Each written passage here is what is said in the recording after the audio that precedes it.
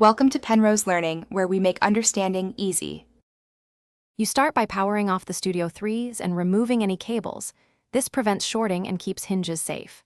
Next, position the cups so you can see the hinge seams between headband and ear cup. Once done, inspect for a small release tab or screw cover and gently clear debris with a soft brush. You need clean access to hinge pins. Make sure to work on a flat surface with a tray for parts. This prevents losing tiny components as you begin folding. You now engage the hinge.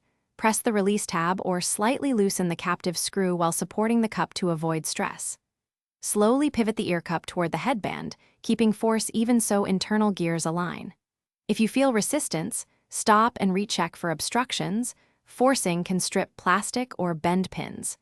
Once the cup moves smoothly, fold it fully into the headband until you hear or feel a click. This confirms internal catches are seated correctly, and the unit is safely folded. Finish by ensuring the folded cups sit flush and any latch engages so the headphones stay compact in transit.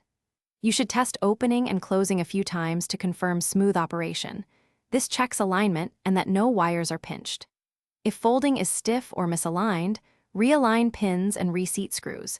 If plastic is cracked or pins bent, stop and replace the hinge assembly or consult a repair service. Continuing risks further damage. Keep the charger separate while storing folded units. Thanks for watching. If this was helpful, leave a like and consider subscribing. See you next time.